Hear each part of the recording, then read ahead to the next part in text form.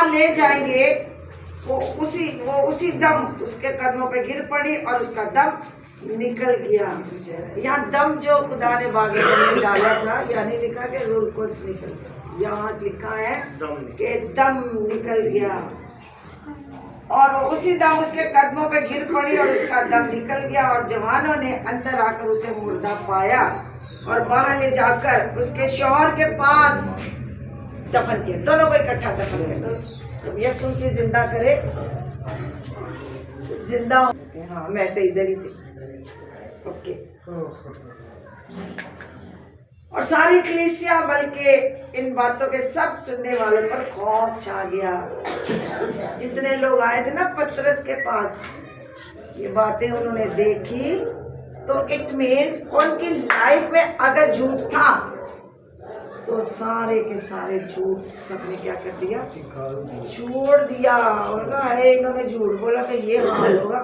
اور لکھا ہے کہ سارے علاقے میں جا کے بتایا انہیں جتنے لوگ یہ پترس کے پاس کلام سننے آئے سب نے جا کر باہر بتایا ہوگا یا نہیں بتایا ہوگا؟ بتایا ہوگا کہ بھئی جھوٹ کی وجہ سے یہ کچھ ہوا ہے. اوکے مزید آگے بڑھیں گے. ابلیس جھوٹ کا باپ ہے. اس کے لیے حوالہ دیکھیے گا یونا کی انجیل 8 باب. مقدس یونا رسول کی معرفت لکھی گئی انجیل مقدس. کئی لوگوں کو نا بولنا ہی نہیں آتا. متی دی انجیل تے لوکا دی انجیل رسپیکٹ سے یونا کی معرفت لکھی گئی انجیل مقدس چیپٹر نمبر 8.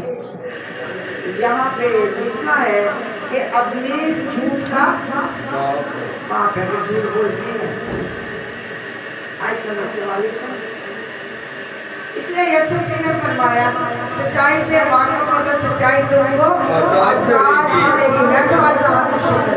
اور میں نے ابلیس کے سر کو اپنے ایڑی کے نیچے کچلا ہوا. سمجھ میں آ گئی ہے؟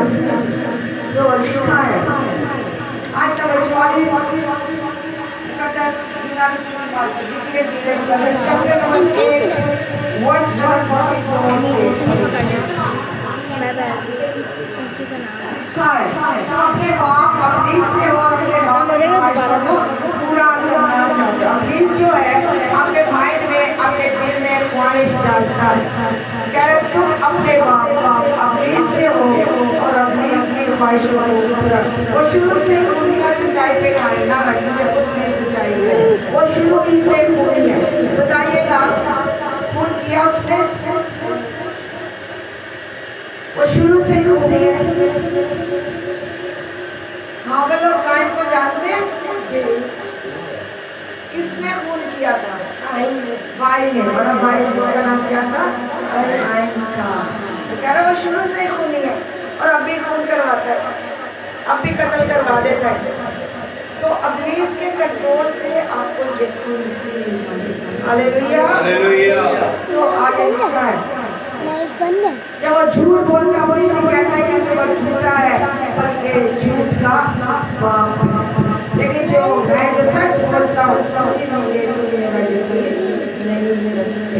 میں یسوع سے جب بات کرتا ہوں میں تم سے سچ کہتا ہوں. آسمان و زمین ٹل جائے گا لیکن اس کی کہی ہوئی بات ہرگز نہ ٹلے گی. سو زندگی میں جھوٹ نہیں ہونا چاہیے. آپ دیکھیں گے جھوٹ کی سزا دیکھنے کا مکاشفہ 21 باب.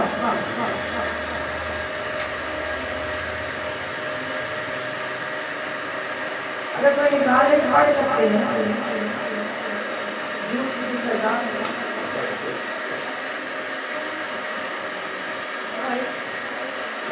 جی آیت نمبر 8 اور 37 ہے. کاشفہ کی کتاب 21 باب کاشفہ کا خط ہے.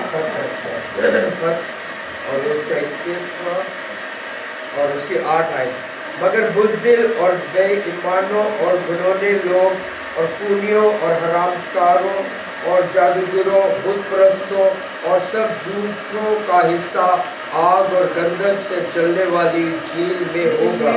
لسٹ دیکھ لیجیے گا. یہ دوسری موت ہے. پھر ان 7 فرشتوں میں سے نہیں آگے نہیں بڑھا، لکھا ہے مکاشفہ 21 باب کیا، مگر بزدلو اگر آپ مسیحی ہیں اور مسیح کی آگے تعلیم نہیں پھیلا رہے، کوئی بات نہیں کر رہے کسی کے ساتھ، تو آپ کیا ہیں؟ بزدل ہیں۔ یسوع مسیح بزدل؟ نو۔ 120 کی جماعت بزدل؟ نو۔ پہلی صدی کے مسیحی بزدل؟ نو۔ لے ہوتے تو سے معمور ہوتے تھے، دیٹس وائی دے ڈراپ۔ اس کے بعد آیت نمبر 27 دیکھیے گا، اور اس نے کوئی ناپاک چیز، اس نے یعنی خدا کی بادشاہت میں کوئی ناپاک چیز یا کوئی شخص جو گناہ کرتا ہے یا جھوٹی باتیں کرتا ہے، ہرگز داخل نہ ہوگا، مگر وہی جن کے نام بھرے کی کتابیں یاد میں لکھے ہوئے ہیں، جن کے کتابیں یاد میں نام لکھے ہوئے نہ ملے وہ پائے گا نہیں داخل ہو سکتے، کیونکہ عدالت بہت سخت ہے۔ اور کلام میں لکھا ہے عدالت خدا کے گھر سے، یعنی اس کی کلیسیا سے عدالت شروع ہوگی۔ لیکن اگر میرا نام لکھا ہوا ہے کتاب حیات میں، اور اگر میں برا کام کر دوں، گناہ کر دوں، نافرمانی کر دوں، تو میرا نام مٹا دیا جائے گا، نیکسٹ جو آنا ہے اس کا نام لکھ دیے۔